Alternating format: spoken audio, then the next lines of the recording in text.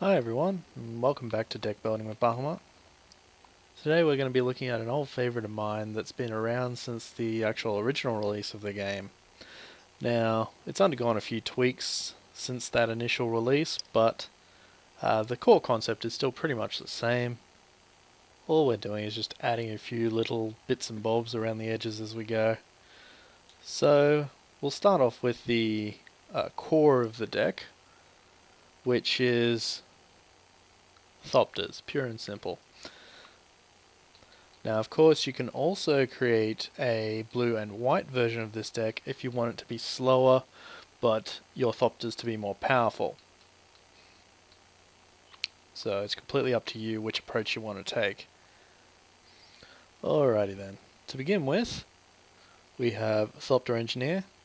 So you can see there, 3 mana for a 1/3, but it also creates a 1/1 colorless Thopter as soon as it comes onto the field, and gives all artifact creatures you control haste. So as soon as that Thopter comes into play, you can attack with it. That haste ability can make the difference between an easy win and a hard fought loss, just because you're attacking as quickly as possible, and it also gels well with a blue enchantment that we'll come to later. So put all 3 of those in your deck. Another thing you can consider, although we won't be using it in this deck, is, yeah, I'm not even going to attempt to pronounce that. Just call it Ether Grid. So you can see there, it allows you to use the Thopters and other artifacts that you use in this deck to actually deal offensive damage to your opponent. While this is nice, generally 1 damage per 2 creatures isn't worth it as much as actually attacking with the creatures and potentially drawing more cards, which allows you to then spawn more creatures and so on. But it can be handy with some particular builds of this kind of deck. Now, Pia and Kiran, you can see there, so like the previous one, they spawn Thopters, but in this case there's 2 of them, but they also give you the ability to pay 3 mana and deal 2 damage to target creature or player. Now, this can be extremely handy in finishing off an opponent who's weakened, or picking off a key creature on your opponent's side, things like that. Plus, it's also a constant threat to your opponent. But the thing is, you're not really going to care if it dies, because it's already done its job and brought out the 2 Thopters. So, this deck, basically, once the Thopters are out, the other creatures become disposable, so you don't really worry about them as much as you would in a normal deck, where you're trying to conserve your creatures. So put both of those in there. Now, because this deck revolves around artifacts, this card is particularly annoying to an opponent, especially when you combine it with boomerang spells, or things that allow you to return creatures to your hand. So you can see there, 2/3 for 4 mana, not that impressive. It does have haste, so you can attack with it as soon as it comes into play. But the main thing of interest to us is the second ability there. You can see that when it comes onto the battlefield, you may have it deal damage to target creature equal to the number of artifacts you control. And with this deck, you're generating large numbers of Thopters, which are artifacts, so you can pick off even powerful creatures towards late game because of the number of Thopters you have on the field.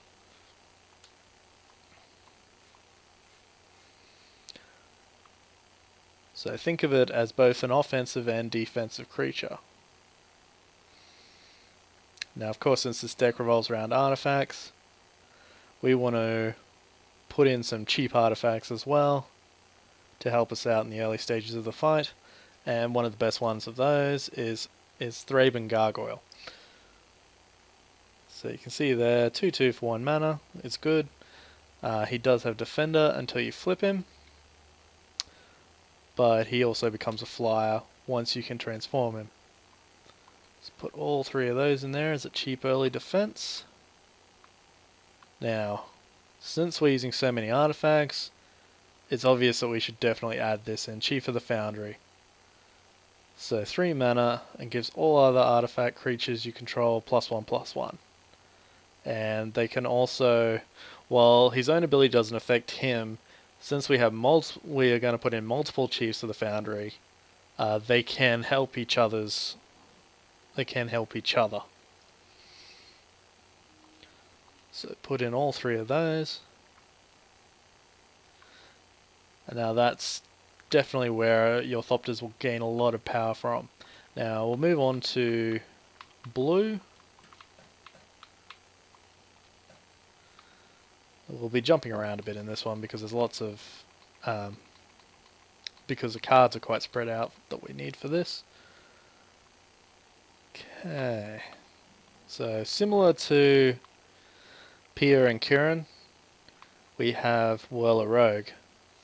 So it puts 2 Thopters on the field, but instead of allowing you to deal damage to your opponent, this one gives you the option to make one of your creatures unblockable, which can be nice to deal that additional damage or to draw extra cards through combination with the enchantment that we're about to add. So once again, all of those in your deck.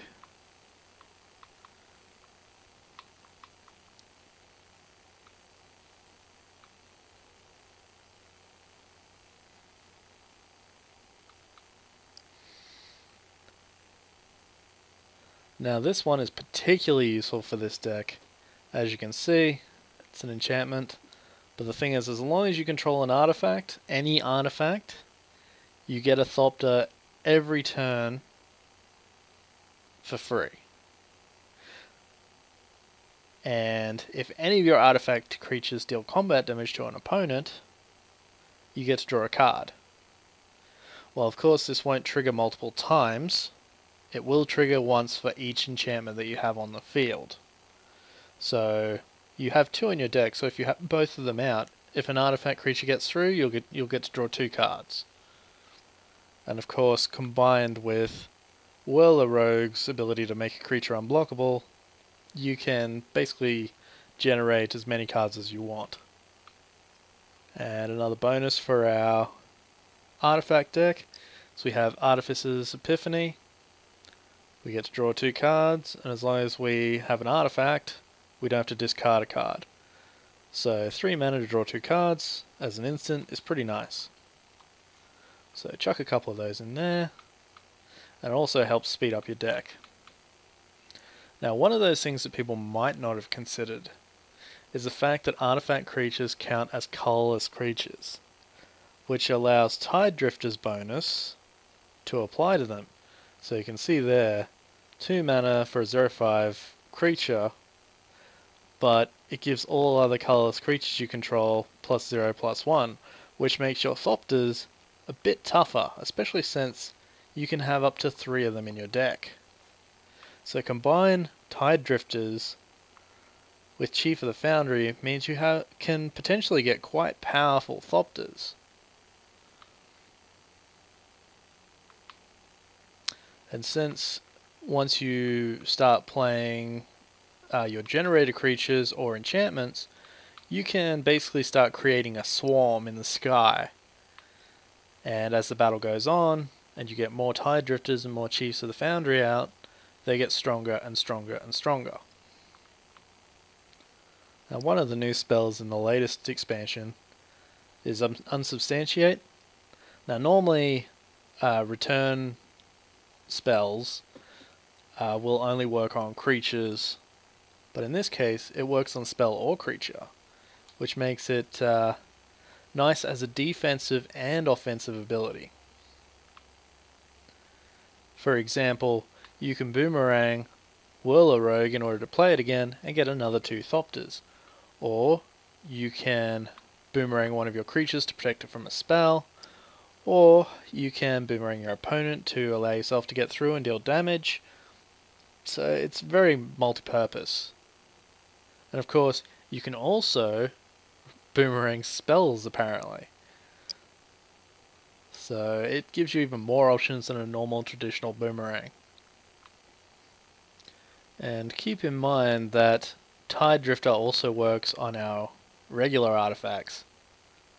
So our gargoyles, our Foundry Chief, and any other artifacts we put in will also be gaining the benefits of Tide Drifter's increased toughness.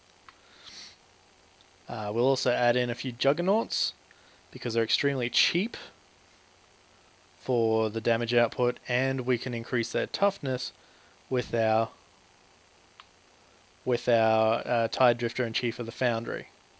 So they're good as a distraction, and also they'll gain haste if you've already got out Thopter Engineer, which makes them extremely annoying if you get them out very quickly. So you can have them out by turn 4 and be attacking the same turn if you get the right card combination, making them extremely difficult to deal with for your opponent. Another good mix card for this deck is Brutal Expulsion. So you can see here it allows you to use one or both abilities. So you've got the return, and you can deal 2 damage within the same spell, which can be quite devastating if used correctly. So I'll put both of those in. Now we'll move on to lands and see how many cards we've still got to play with. So because mana is so crucial in this deck, and you can see there that we have cards that have dual costs, so as in 2 of the same, so they require specific mana combinations, it's a good idea to put in 4 Evolving Wilds. Of course that does alter the amount of lands that you've got to play with, but it's generally worthwhile. And because artifacts are such a big thing for our decks, we're going to put in 3 Foundry of the Consoles. So if you for some reason don't manage to draw a lot of your generators, you still have the option of sacrificing a land to generate 2 Thopters. Now, depending on what approach you want to take, you could use Rogue's Passage to let you get past and draw more cards with Thopter Spy Network, but for those who want a more aggressive deck, you can go with Handwear Battlements, which allows you to pay 1 red mana and give any one of your creatures haste until end of turn, which can be very effective, especially in certain situations if you get a powerful creature out early.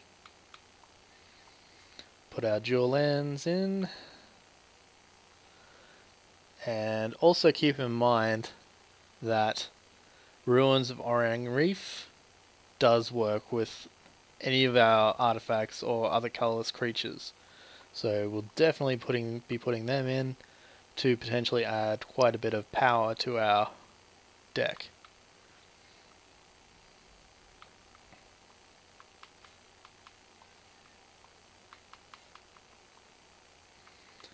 Okay, and there's our land sorted out, which leaves us with 5 cards to still decide.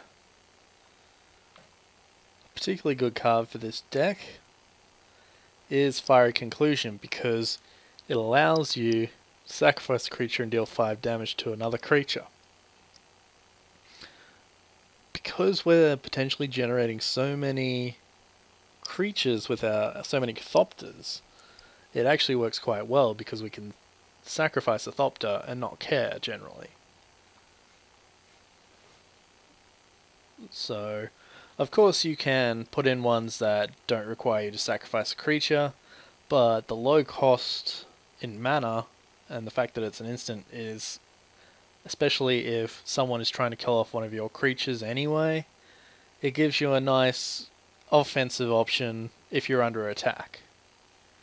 Now another one that works quite well since we have colorless creatures in play is Vile Aggregate, and since we have so many spawners, so many potential spawners, it works quite well at powering them up. He also inherently has Trample and Ingest, so he can gel particularly well with this deck. So he's worthwhile adding a couple of them in. So there we go. We have even lands and creatures, and about half that in instants and sorceries and enchantments. So we can see here, our colours are relatively close in their amounts. We have a gradual increase in cost. So while slightly slower than usual, we do make up for it with our haste capabilities. Okay, so we got our deck assembled, and we'll have a look at our star values.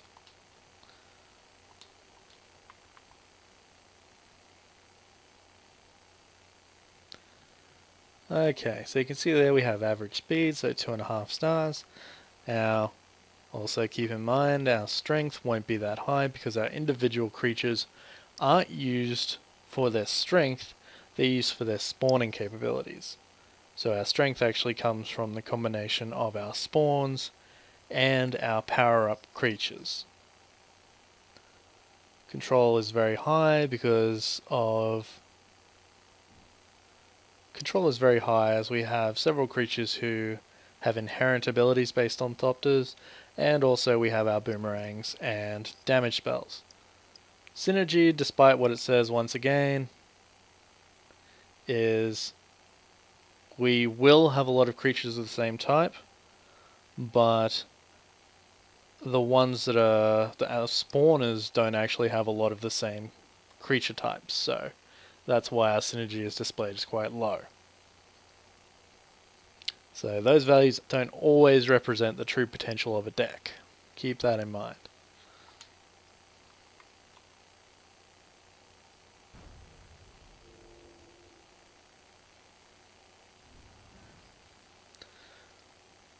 Okay, well, that's a fairly normal start. We have a nice couple of tide drifters. We have Artificer's Epiphany. Got our ruins. So yeah, that's a fairly good start. It'll also allow us to use Evolving Wilds to get our island.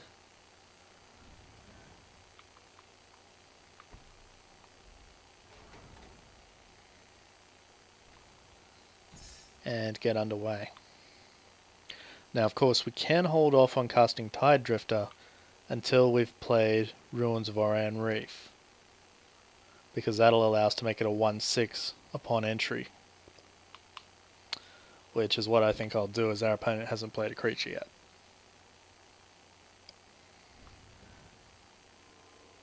So with this deck there isn't always a rush to get out powerful creatures quickly, because often your early walls and your disposable creatures will make up the difference for you. So as you can see there, make sure you select the right mana, and then activate your ruins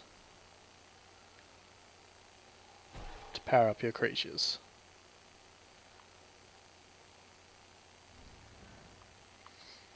And keep in mind that these two will help each other once you've played more than one, so they'll make them even harder to get past.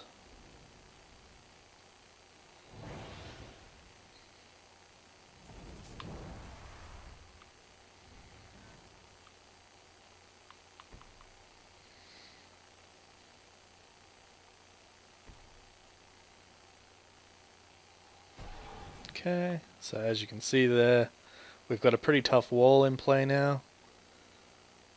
So all we need are our Thopter spawners to actually start taking the fight to our opponent. And also keep in mind that these aren't actually walls, even though they have such high toughness. So if you can buff them up enough, you can actually attack with them.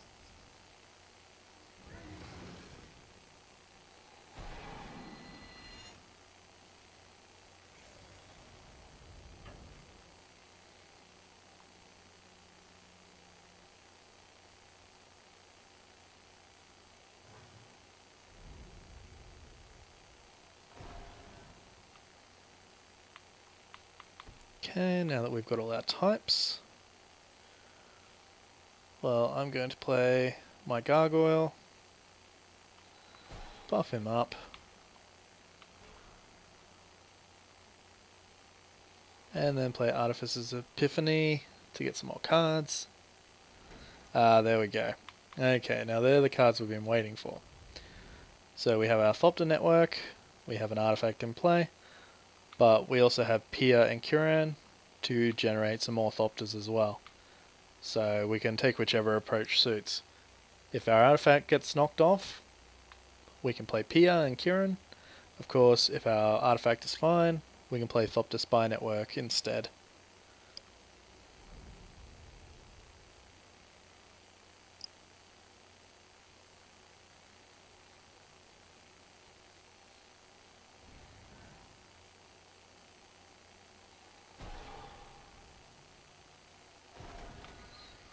Okie dokie, so our artifact got picked off. So we're going to play Pia and Kiran, which gives us some more of them.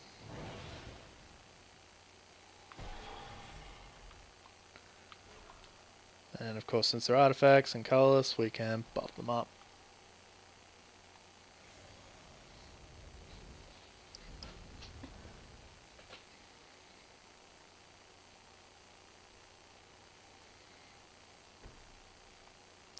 So as you can see there, because of our blockers, it's very hard for our opponent to get through without kill spells or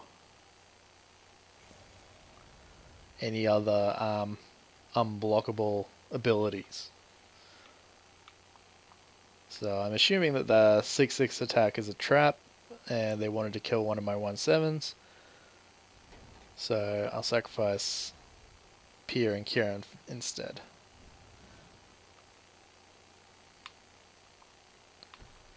Okay, so now we can play our Thopter Spy Network, and once that's in play, we'll be able to save up a few artifacts and use Reclusive Artificer.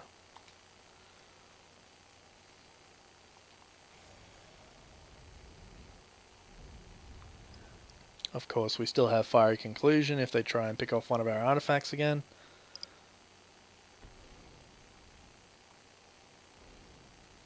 Okay, so I'm assuming they're trying to kill one of our artifacts off. 4 damage to target creature, yep, which is enough to kill it. So, what we do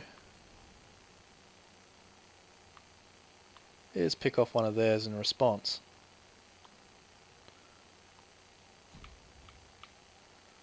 Oh no, we lost one of our artifacts.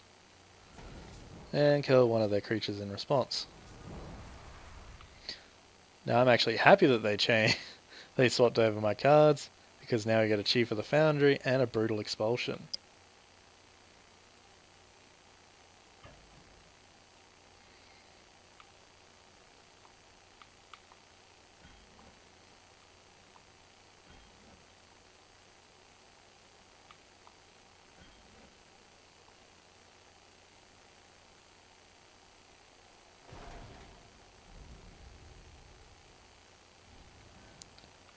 Okay, so we have our Chief of the Foundry, and we have enough mana to play Brutal Expulsion, which is good.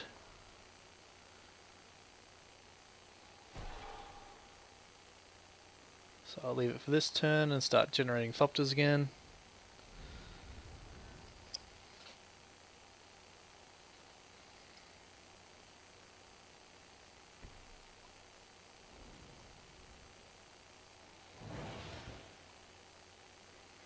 Now, of course, depending on the order in which you draw things, you may have an easier or tougher time. But generally, you'll get a few of your early blockers quite quickly, and slowly basically be able to build up from there.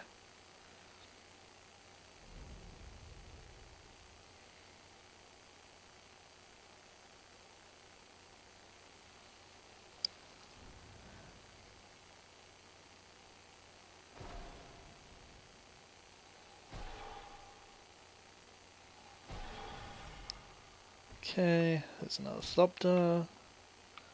Power it up.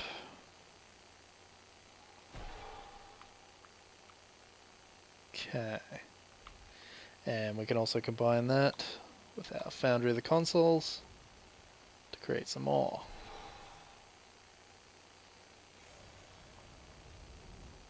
Of course, if we'd have drawn our creature that gives us haste, this would be a lot easier because we could already be attacking at this point.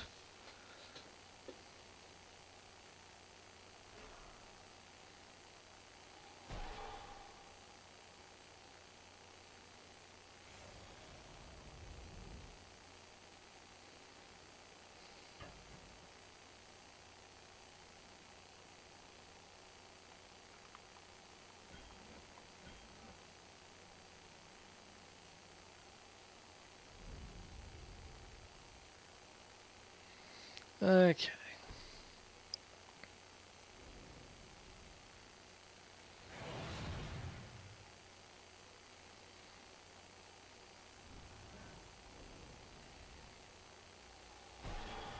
Alright, now we've actually got some creatures to attack with. We can start getting more cards. Oh, no. That'll be that one. So yeah, at the moment it's better to leave our stronger creatures able to block, because they have so many creatures on the field. And also keep in mind, if you have the mana, you can trigger this mid-attack to give yourself more options to block with.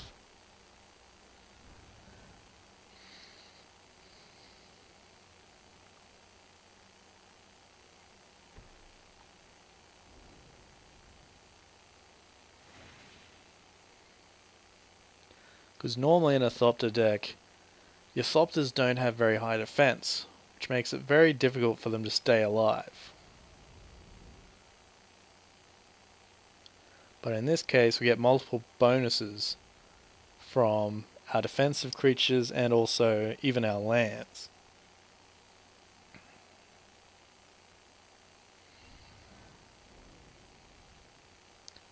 So as you can see, our Thopters are building up.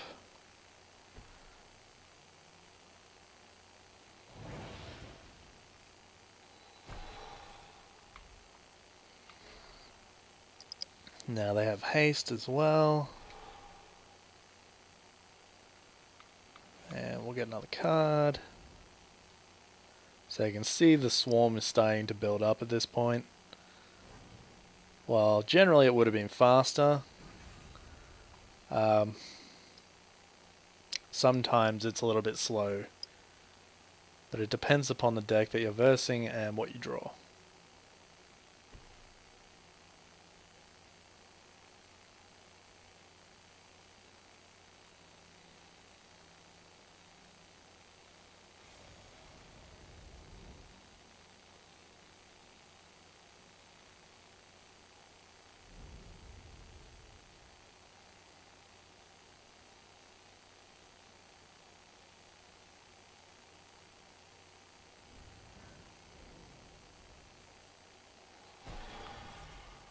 Okey-dokey. So now it's about the time we're looking at being able to attack. Now, of course, they've killed off our chief console, so we lost a bit of attack power. But we may as well deal a little bit of chip damage at this point.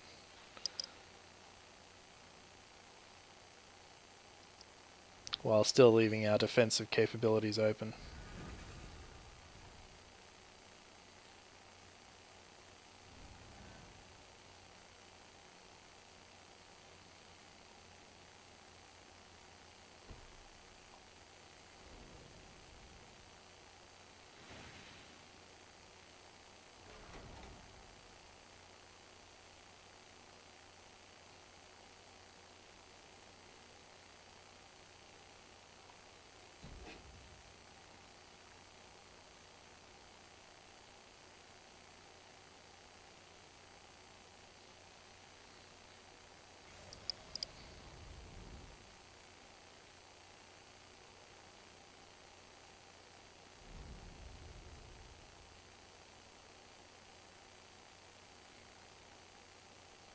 To make things a little bit easier for us, we can take advantage of Brutal Expulsion's capabilities.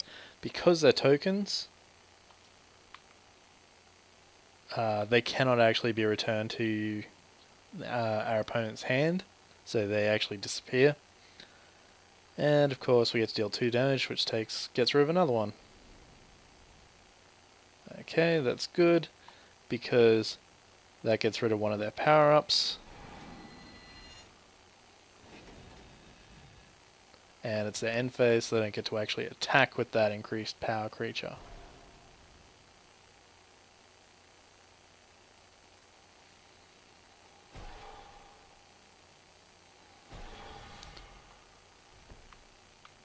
Okay, so we have our Chief of the Foundry. So as you can see, the big power up.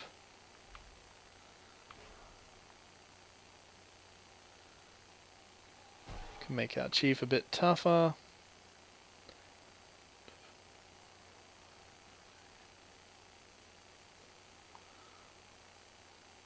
Now, of course, we could attack all out here, and I think we'd do enough damage to win, or at least be very close. But I'll take it a bit slower and do a little bit of chip damage, while still leaving my defenders in play.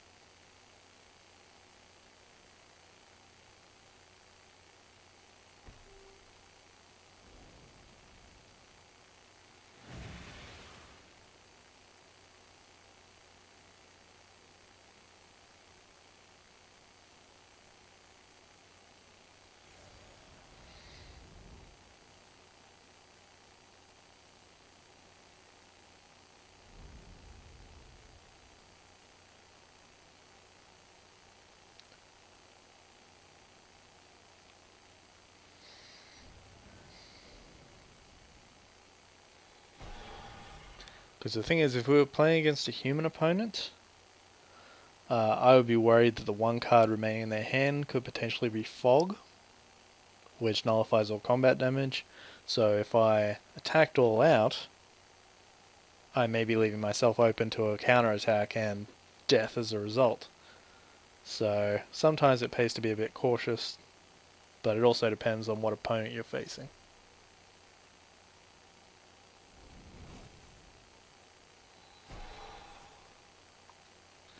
So you can see here the Thopter army is building up quite a bit.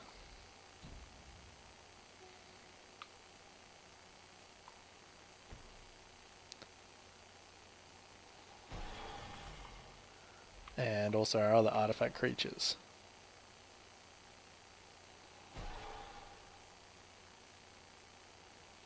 So I'll attack with all my 3/6s while leaving my lesser Thopters to block if they do have a Fog.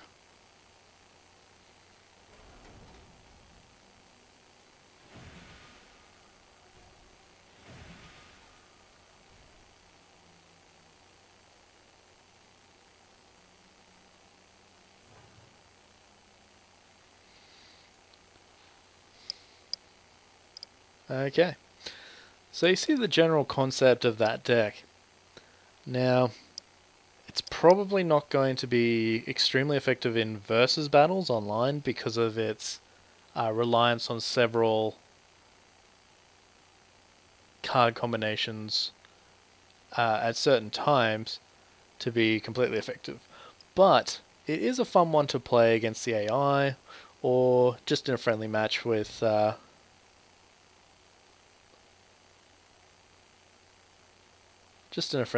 friends. You can also tweak it to make it more useful in competitive play, such as putting in more damage spells, pairing out some of the weaker artifact creatures. So, like, you may not need Juggernaut, or removing some of those boomerangs, things like that. Or the dual the dual land cost cards. But there's plenty of customization there to make it whatever deck style that you want. And the core concept is pretty simple overall. So basically, just make it your own. Okay, well that's it for this week, and that's deck building with Bahumaut. See you next time.